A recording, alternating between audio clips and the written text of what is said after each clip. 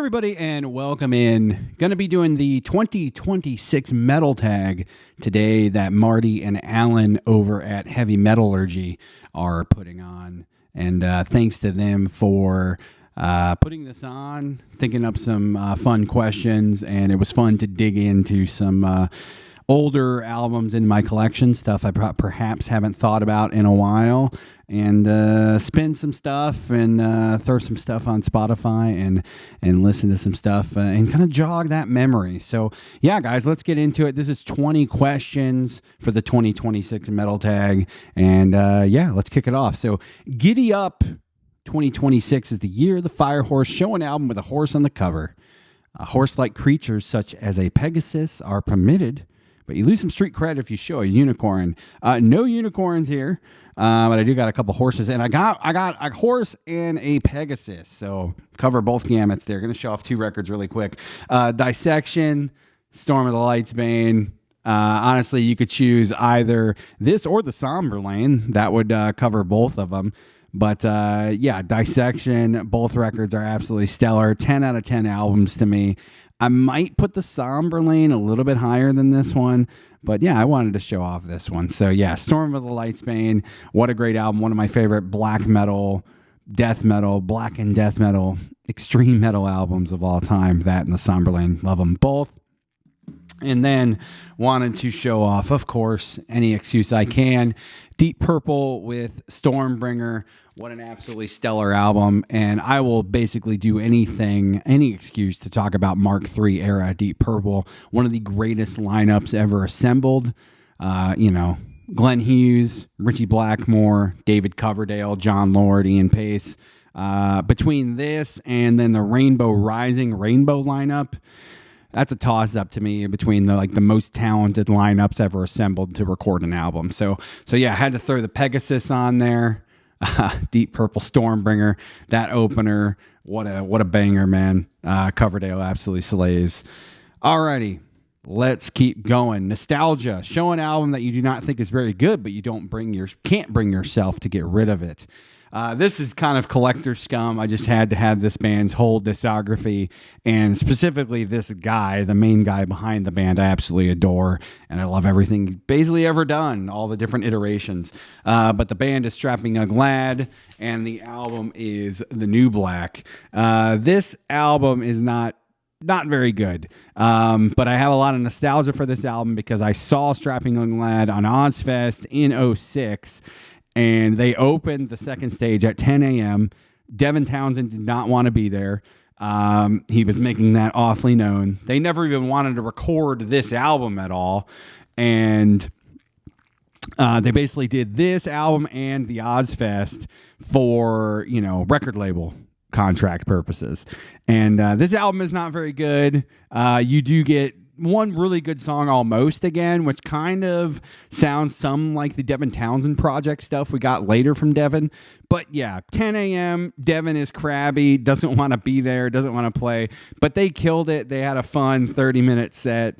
And yeah, I fell in love with Devin Townsend, Strapping Young Lad ever since. So I can't really bring myself to get rid of this album. It's purely collector scum, but I had to have it. So yeah, Strapping Young Lad with The New Black. A lot of nostalgia there.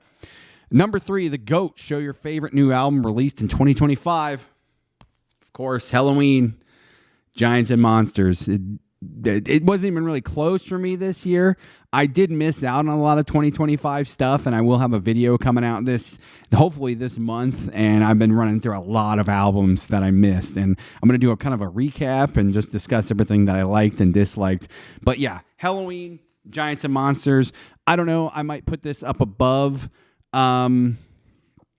It's tough. I might put this up above the self-titled, but it's really close. It's neck and neck. Maybe the self-titled takes it, but I'll be seeing Helloween in May in Vegas once again. I saw them a few years ago in Vegas and had a blast. They put on such a hell of a live show, so super stoked to go see them again on this tour and hear some songs from this album. Hopefully quite a few, because it absolutely holds up. What a stellar album. What what a band that has found a second life, man. Props to them. Great album artwork, too. Absolutely love it. And yeah, that was my album of the year for 2025. Moving on, From Beyond, show a favorite album that is not a heavy metal album. This band, Hurt, Volume 1, came out in 2006. They had quite a few, 4 albums from like 2006 to like 2014-ish, I think. And they are more of a hard rock band. The thing about Hurt is they kind of couldn't get classified. That's kind of why they never really broke through. But they had money behind them. This record and their other records were on Capitol. And I would call them more like in the vein of an Alice in Chains. That's when I saw them opening for Alice in Chains on the Alice reunion tour, or Soundgarden. So if you like Soundgarden or Alice in Chains, you probably like Hurt. Kind of metal adjacent. The subject matter is very deep, dark, depressing stuff. The music is very bombastic, big production. And Jay Lauren, the main vocalist, lyricist, songwriter, he's also a classically trained violinist. So there's a lot of violin on these songs. And yeah, if you kind of like that stuff, you're going to dig this. It's pretty dark. It's eerie, pretty heavy subject matter. They did have some songs on the radio in the like 2006-ish, 2007, 2008, especially here in Phoenix, but they didn't sound like anything else that was on the radio at the time. That's for sure. So I think metal fans could probably dig into this, and there's a lot to enjoy here. One of my favorite albums of all time. I still spin it regularly, and I like their whole discography. They only really have 4 albums, but yeah, so Hurt, Volume 1, that was my non-metal choice, kind of metal adjacent, but again, they were just hard to quantify. They had longer songs, like House Carpenter. The last track on here is like a 9-minute track, so they didn't really fit into other things that were on the radio at the time, and ultimately I think that's kind of what did them in. Nobody could box them in, but Capitol wanted them to promote them as like a radio band. And yeah, they just didn't fit into that shoe. So Hurt, Volume 1, check it out if you haven't heard it. Next up, The Unknown, show an album that you can't remember ever hearing someone talk about on YouTube. This is tough. Obviously, I'm not the arbiter of YouTube here, but I don't hear this album talked about anymore, really this band. And this album is like 7-8 years old now. So this is their last record that they've done so far. Hopefully we get another one. But Skeleton Witch with Devouring Radiant Light. This is a really cool record. And to be honest with you, I liked pretty much all the Skeleton Witch records. And they got rid of their lead singer after like the 3rd or 4th record. I can't remember. And then the new singer came in on this record. And all the other records are really just black and thrash metal. This record is honestly way more of a black metal record probably than thrash. There is still some thrash elements there. But yeah, I really don't hear them talked about anymore. This is a banger of an album. Really, really good. If you like thrash metal, if you like black metal, I suggest check it out. It's one of my favorites from this band. Beyond the Permafrost is also up there for me. But yeah, Skeleton Witch with Devouring Radiant Light doesn't really get talked about anymore, and they're not really doing anything. They're still active, according to Metal Archives, but just not doing anything. Number 6, Front Loaded, show an album whose first song is its best song. Except Metal Heart, the song Metal Heart, the title track. Absolutely banger of a song, epic, bombastic. I love the soloing in the song. Udo sounds great on this entire record, but particularly on that song. To me, it's the best song. I like the singles too. I mean, I like the other single, Screaming for a Love Bite is a fun song, and Midnight Mover is an absolute banger. That song is fun as hell, and the video is cool. But yeah, this whole record holds up pretty well to me. I love that 80s sound, that mid-80s accept sound, where they were trying to be more of like a Judas Priest. But yeah, to me, Metal Heart is an absolute killer song, and the Dimmu Borgir cover of it is really good too. But to me, that's the best song on the record. Number 7, Encore. Show an album that you think would be better if it were longer. This was tough. I would prefer shorter records. Oftentimes, albums overstay their welcome, and I'm just like, chop this off. Bands need to be able to self-edit, or a producer needs to be able to convince them to edit. That is a big deal. But I chose one album and one EP to show off. One of my all-time favorite albums, At the Gates, Slaughter of the Soul. This record's only like 34 minutes. To me, that's perfection, but I can take another song or two, like 44 minutes, 40 minutes. That would be great too. But to me, like these shorter albums, like they're so good because they're so concise and like you just want to listen to it again. So I would prefer just to listen to it again rather than just get a bunch of bloat on an album. But yeah, I really dig this album. It's one of my favorites of all times. It got me into more extreme music and Scandinavian metal and stuff like that. And mellow death. I love melodic death metal. So yeah, At the Gates, Slaughter of the Soul. I could take a little bit more on Slaughter of the Soul. This is a Record Store Day release they did a few years ago. So really cool. I kept that sealed. And then I have one of the older pressings that used to cost quite a bit until this album had been reissued. So got plenty of pressings of Slaughter of the Soul. And then the EP I chose, 4 tracks, one of the most banger EPs ever, Queensryche's self-titled EP. This 83 issue only has 4 tracks. You can get the 88 issue, which also has Prophecy on it, if I believe so. You get 5 tracks, so you get 21 minutes. But this original one is only 17 minutes. The 03 reissue has a bunch of live stuff on it, so don't really count that.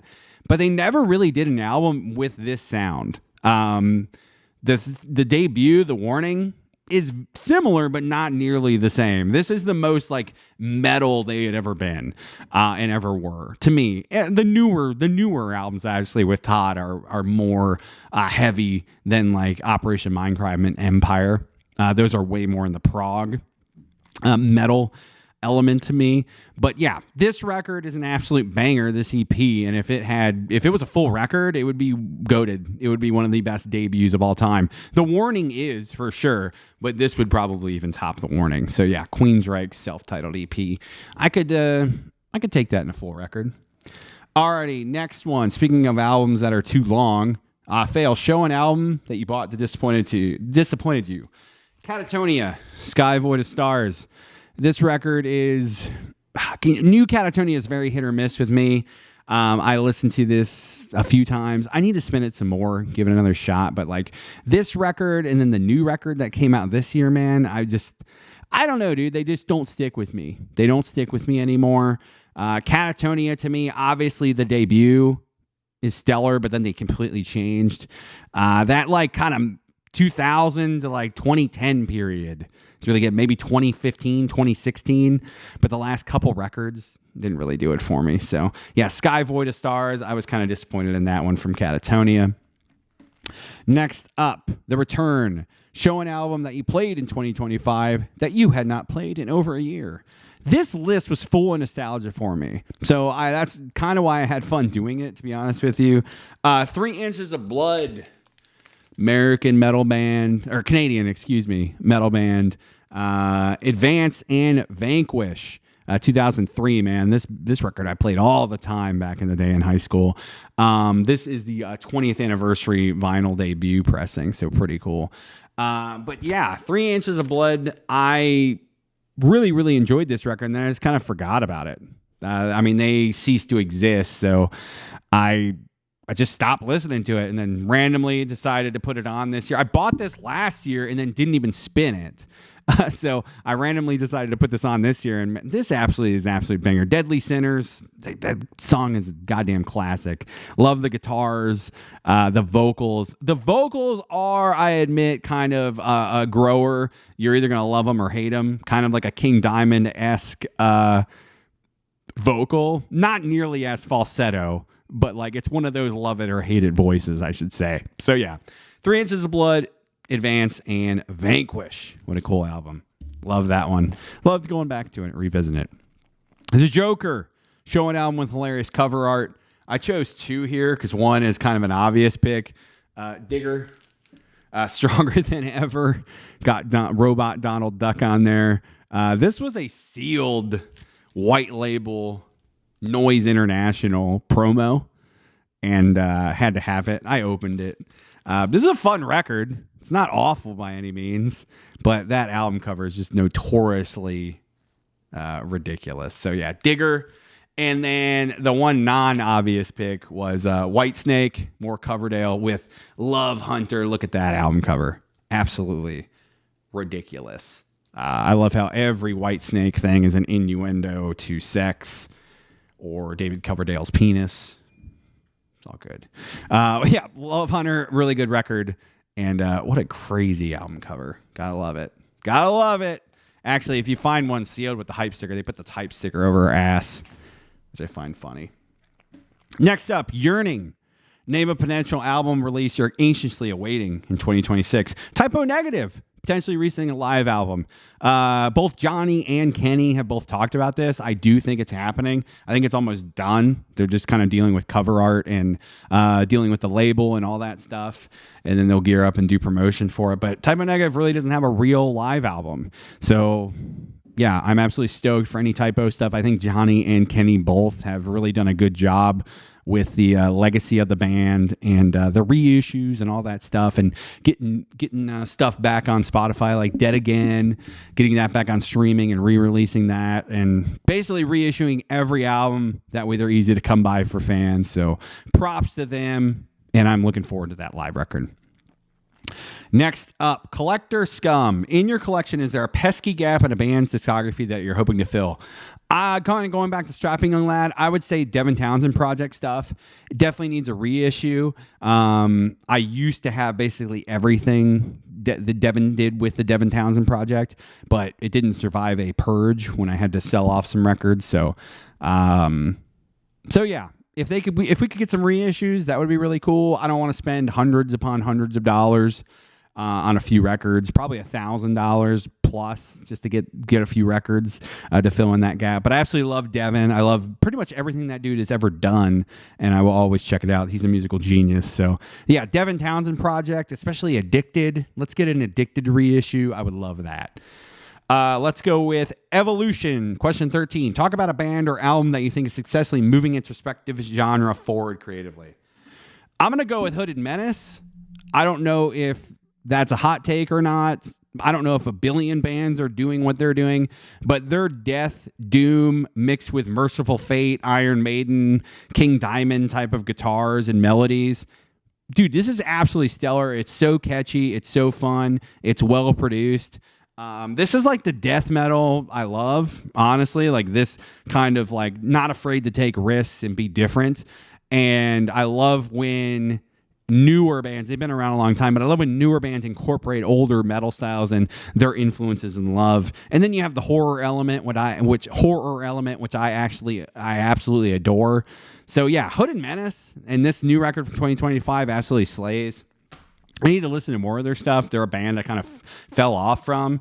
And then on doing a 2025 video, kind of recapping the whole year, and I picked that up, and that record absolutely slays. So I'm going to say Hooded Menace, man. Super catchy. I even caught my wife headbanging to a few of the songs in the car. And yeah, it's. I think anybody could get into this, even with the harsher vocals. That's how good it really is to me. Alrighty, 14. Told you so. Show an album or albums that someone recommended to you that impressed you enough to purchase it. I'm going to go with Species, Changelings. This showed up on Alan's and I think a few other guys on the Heavy Metallurgy year-end lists. And I was like, that looks interesting. Let me listen to that. Checked it out on Spotify, and I'm like, yeah, this is pretty good. So kind of tech, proggy thrash, Polish guys. They're going to be notorious for that back cover with those shirts. But yeah, really good. If you like kind of techie, proggy thrash, this is for you. Kind of Voivod-esque.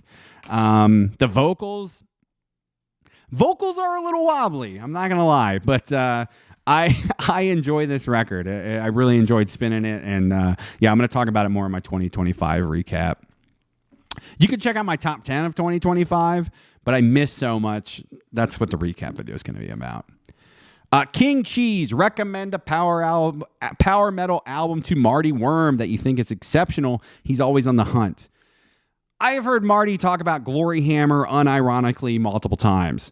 I like Glory Hammer. I think that first record is absolutely stellar. I love the tongue-in-cheek humor. I think a lot of metal is better when bands embrace the cheese. Metal is inherently cheesy. It's inherently goofy. It's inherently nerdy. All metal is nerdy. I hate to break it to you.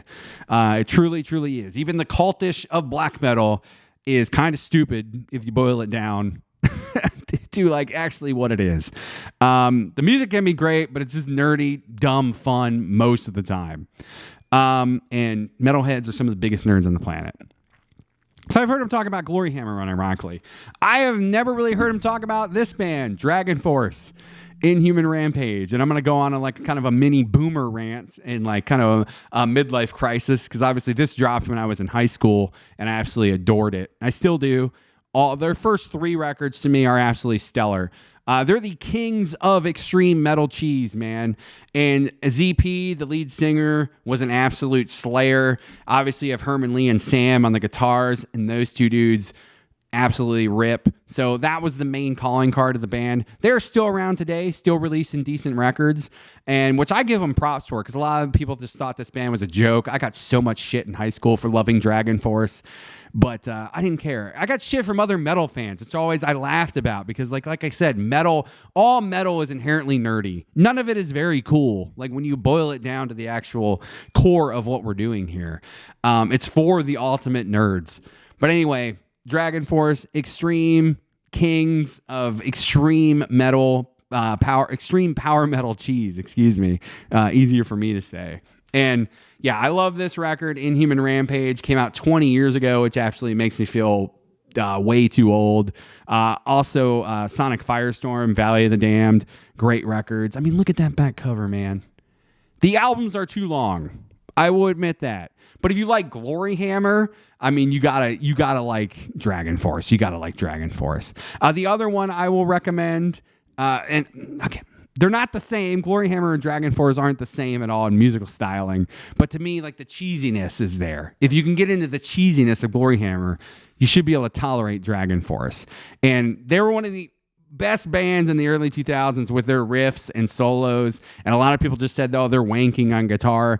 I highly disagree. I think a lot of those solos that Sam and Herman do really, really pair well with the songs and add a ton. It's not just a wank fest. It's not just Yngwie or Kerry King just pretending to solo and just do a bunch of shit because they want to. Everything ties in with the songs. The lyrics are over the top and cheesy. Anyway, if you don't like Dragon Force, check out Nightscape, Symphony of the Night. Also kind of more video game influence there. Symphony of the Night is a Castlevania PlayStation 1 game, so the band named it, I'm assuming, after that. This band had one album in 2005 and then disappeared, so check it out if you want that. It's pretty good. You can find it on Spotify. Definitely fantasy themed, kind of little horror elements, like I said, with the Castlevania Symphony of the Night influence. So pretty cool record. Check it out. All right, next up, 2 Minutes to Midnight. What is the last album you bought in 2025? I'll choose this one. I went to the record store New Year's Eve, so caught a few things, but I'll just show off one. Going to be a part of my 2025 video. Ancient Death's Ego Dissolution. This record slays, man. Really good death metal. Newer death metal, and like it has to do something special or interesting to me, or be produced really well or played really well for me to be into it. I mostly just lean toward the classics. I'm just going to listen to Death, Morbid Angel, Possessed, like that type of stuff. But I absolutely adore this record. Really, really good. So yeah, Ancient Death's Ego Dissolution. I'll talk about it more in that 2025 video. Next up, Brain Drain. When feeling musical burnout, what is a nostalgic album that always makes you excited about music again?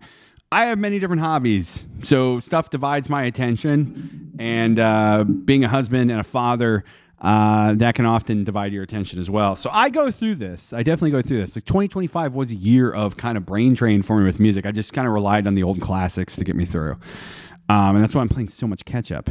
But these are records that I absolutely adore. I chose 4 of them. I'm going to go through them quickly. I couldn't just choose one. Mastodon's Crack the Sky. Absolutely stellar record that got me into more proggy stuff and more prog metal in general. I think it's the band's best record. I still adore Mastodon. R.I.P. Brent. I was truly shook up, man, with what happened to him. And yeah, also too, Tomas from At the Gates. I forgot to mention that when I was talking about Slaughter of the Soul. We lost him too. Not a great year with losing guys, big names in metal, especially with Ozzy as well. But yeah, R.I.P. Brent, Mastodon Crack the Sky. I absolutely love it, man. I spun that record so much. It's almost ingrained into my brain at this point. Another record I absolutely love. I don't care Come at me in the comments. Let's go. In Flames, Come Clarity, absolutely stellar album. I adore it. This is an album that really opened my mind to Swedish melodeath, melodic death metal in general, opened my mind to Scandinavian metal and more extreme metal and harsher vocals. What a great record, man. This is also 20 years old, if I remember, I think 06. And yeah, absolutely love that record. I love all eras of In Flames. I can take or leave it. I don't mind poppier stuff in music. I really don't. Even in my metal, if a band wants to change, dude, I don't care. It's either for me or it's not. But I don't mind poppier music anyway. So a lot of their latter era stuff I still enjoy and can find things to love about. That particular record I love. I know a lot of people were jumping off the bandwagon at that point because they had admittedly changed quite a bit on that record and the previous record. But yeah, I love Come Clarity. Stellar record, top to bottom. We'll put that on anytime. The best Iron Maiden record, Seventh Son of a Seventh Son. This is like a warm shoe, man. Just put it on, enjoy it. It's like a nice glove on a winter day. Absolutely stellar record. To me, this is peak Maiden. One of my all-time favorite records. And then also one of my all-time favorite records, Rush's Moving Pictures. They are my all-time favorite band. Signals is actually my favorite record of all time. But I chose Moving Pictures because like I just adore all the songs, and like to me it's an easier listen than Signals. Not that Signals is like a crazy complicated record, but Moving Pictures, like what they did with the progginess and the catchiness of the radio friendly prog that they did is absolutely unprecedented and never to be repeated. Like Tom Sawyer is one of the most complex big massive radio songs you will ever hear, and you don't realize how complex until you really see like it broken down. And what they did on this record and the production on this record is absolutely stellar. Terry Brown, just absolutely amazing record. Rush's Moving Pictures. So those are my 4 choices for that. Almost done. 18. There's Waldo. Show a classic of an older album that you somehow overlooked for many years that you loved as soon as you heard it. Black Sabbath, Headless Cross. I got into Sabbath with the Reunion live record. My uncle had the cassette, and I listened to that and was like, this is really cool. I like this. This has that Ozzy guy in Black Sabbath. And that's really cool. This is his older band. And then from there, once I got into high school, I found out, Ronnie James Dio was in Sabbath. Let's check out those records. And then Mob Rules and Heaven and Hell became my favorite Sabbath records, bar none. And then after that, I'm like, what else was Sabbath doing? And then I found out Ian Gillan and found out the a 7 Star record. And then I found out, who's this Tony Martin guy? Couldn't find the albums. They were out of print.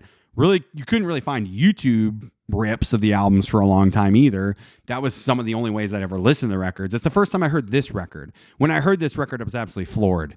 I mean, Cozy Powell on drums. Like I said, Tony Iommi, his playing on this and soloing is absolutely stellar. It is more 80s, so I understand if like 70s era Sabbath fans don't like this, but I find his playing amazing on this record. Cozy on drums, like I said, absolutely amazing. And then Tony Martin, dude. Tony Martin's voice is absolutely amazing. What an amazing voice. Like, just a great singer, technically sound. Not the greatest front man, but a great, amazing singer. And the thing about Tony Martin is if you listen to a lot of his live stuff with Sabbath, he can sing the Ozzy stuff and the Ronnie stuff. Ronnie could sing the Ozzy stuff, he just didn't want to. And obviously Ozzy would never, ever sing any of the other stuff. But Tony Martin, A, doesn't have that ego. He doesn't have that cachet anyway. And B, he has the chops to pull it off confidently anyway. So, yeah, absolutely stellar singer. I adore the man. Seems like a great dude. Tony Iommi kind of dicks him around a lot still to this day. But, yeah, Headless Cross, dude, absolutely stellar. And I was stoked when all these got reissues to finally have those back in the hands of fans. Absolutely cool, and have new people discover those records. Really cool. All right, number 19. Hello, my name is. Was there a video or stream that you participated in during 2025 that you're especially proud of? Include a link. I didn't do a lot of videos in 2025, to be honest with you. Like I said, it was kind of a brain drain year. But yeah, I'll recommend my top 10 of 2025. You can check that out. I'll also be doing a recap video of all the records that I missed, kind of doing really short bite-sized reviews for those and kind of running through all the stuff that I loved and didn't like and the stuff that I bought from 2025 specifically. Number 20, Into Glory Ride. Name a band that you want to see release one more great album before they retire. This is kind of a catch-22 answer because this band is literally in the process of retiring, essentially. But there's another version kind of the band still doing things. Sepultura. They're retiring, not touring anymore, not going to release any more records. The Andres version of the band. Obviously, you have Max and Igor doing their own thing with Cavalera Conspiracy, and they're revisiting a lot of those early Sepultura albums. Max and Igor made up. I would love if they made up with Andres. If they got those three guys back together to release another album, even if it was not even under the Sepultura name, that would be amazing. I doubt it will ever happen. Doesn't seem like they're on good terms at all. It doesn't even seem like Max and Igor would probably want to do it. But I didn't think they would ever do things together again. And they did. So money talks. If somebody wants to put up the money for that, I would absolutely adore it. And yeah, I would love to see one more classic Sepultura album because honestly, I've never gotten into the Derek Green stuff. That's the name of the guy. I've never gotten into any of that stuff, man.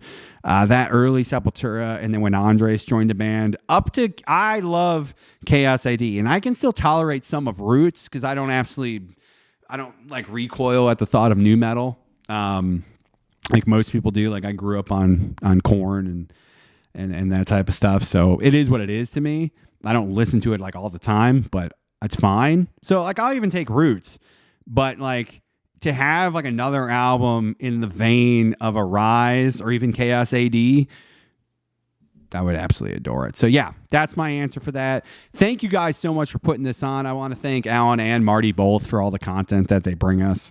I love watching their live streams, and even if I can't catch them live, I always put them on my earbuds when I'm out working in the yard. So when I'm out there for a few hours, they accompany me all the way through often. So thank you guys. Thank you guys for watching. If you made it all the way through, hit the like button. I would appreciate it. Subscribe for more videos, all that fun stuff. And we'll see you next time. Peace.